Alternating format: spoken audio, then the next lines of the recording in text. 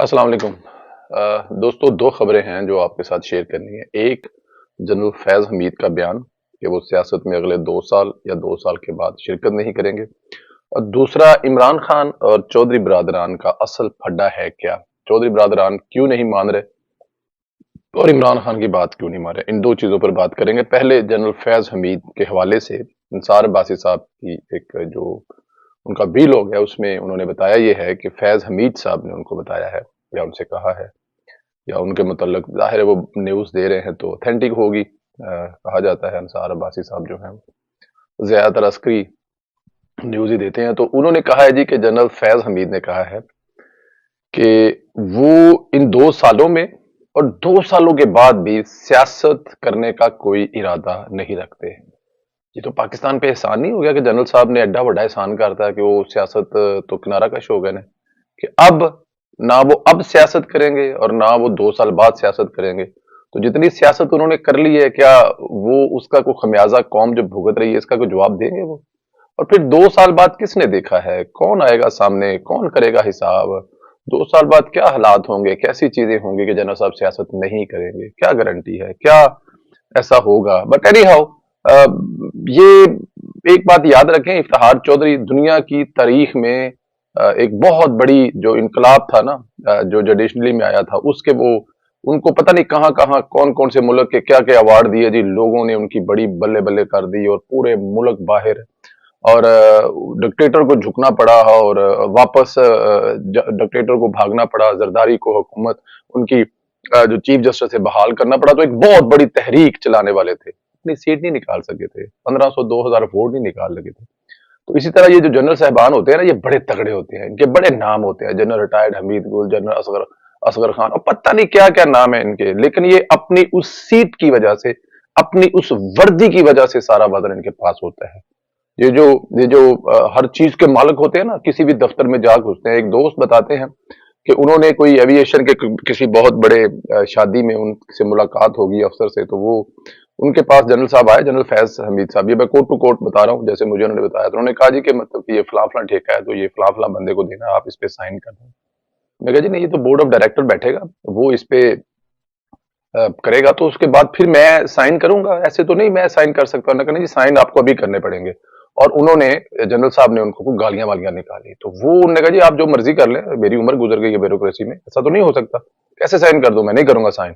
खैर वो next day, वो बड़ा अफसर था, उसने डायरेक्ट पीएम पीएम ऑफिस में राब्ता किया, और उनको ये होता है कि जी वो अगर इस लेवल का कोई अफसर हो तो वो मिल सकते हैं सेकंड डे थर्ड डे। वो सेकंड डे पहुंच गए मिलने, उन्होंने बताया इमरान खान साहब को ये बात है जी, अगर आप इसका कुछ सद्देबाब नहीं करेंगे और अगर ऐसा कुछ होगा तो मैं ये मीडिया में खबर लीक करूंगा, दफ्तर में कैमरे शैमरे लगे हुए, मैं तो हर चीज उड़ा के रख दूंगा।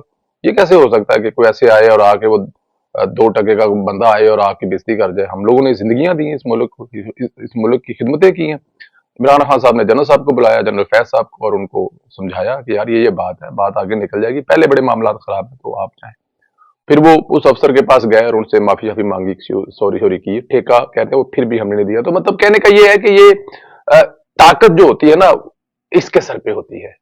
अंदर से कोई आप इतने नहीं है कि आप, अब आप देखें, अब आप एक कॉमन पर्सन हो गए हैं, ठीक है आपके तल्लक होंगे, वास्ते होंगे, फोन घुमाएंगे, काम होंगे, लेकिन वो वाली जो आप कहते हैं ना कि वो पानी का रुख तब्दील किया करते थे, या एक कॉल पे आप एक यूनियन कौंसिल को 25 करोड़ रुपए दिला देते थे। वो तकरीर याद है ना, जिसमें वो जनरल साहब का शुक्रिया अदा कर रहे हैं और कह रहे हैं कि हर यूनियन काउंसिल को 25-25 करोड़ के ठेके जो है ये भी 2-2 4-4 महीने पहले दिए हैं। एक यूनियन काउंसिल को करोड़ रुपया मिल जाता था ना, तो उस यूनियन काउंसिल में बल्ले बल्ले होती थी, सड़क बन गया, सोलंग लग गया, नालियां लग गई, पता नहीं क्या क्या हो गया। तो सोचें, एक यूनियन काउंसिल को 25-25 करोड़ रुपए जनरल साहब दिला रहे हैं, और वो कह रहे हैं कि अब सियासत से मैं गैर जानबदार हो गया हूं, मैं सियासत नहीं करूंगा।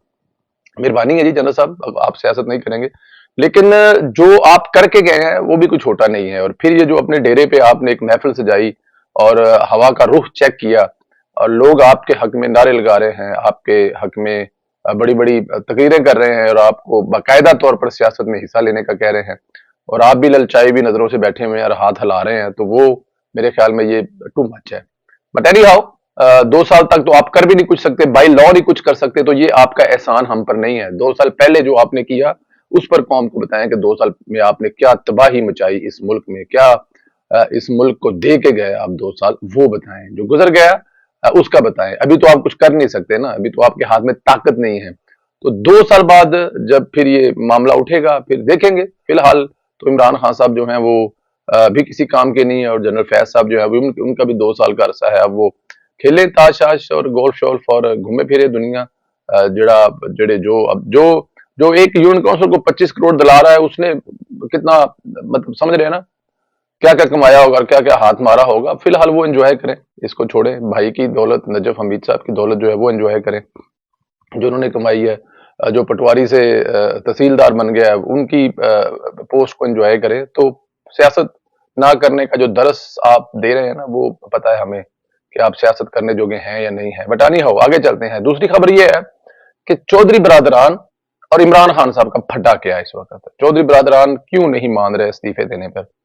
सुनने में ये है, इतला ये है, खबरें ये हैं कि चौधरी बरादरान इमरान खान से कौमी असम्बली की 50 सीटें मांग रहे हैं कि 50 सीटों पर एडजस्टमेंट होगी, जिन 50 सीटों पर सिर्फ काफ लीग का उम्मीदवार खड़ा होगा और पीटीआई वहां पर उनको सपोर्ट करेगी। वहां पे पीटीआई का उम्मीदवार नहीं होगा, और जो काफ लीग का उम्मीदवार होगा वो पीटीआई का उम्मीदवार ही तस्वर किया जाएगा। तो 50 सीटें जो कौमी असम्बली के मार रहे हैं, तो अब देखना यह है कि चौधरी साहबान जो है वो सूबाई असम्बली की पाकिस्तान पूरे में, या वो केपीके में या पंजाब में या सिंध में या खास तौर पर केपीके में काफ लीग की वहां पर सूबाई असम्बली में सीटें कितने मांगने हैं, ये एक बहुत बड़ा इस वक्त इमरान खान के लिए एक मसला बना हुआ है।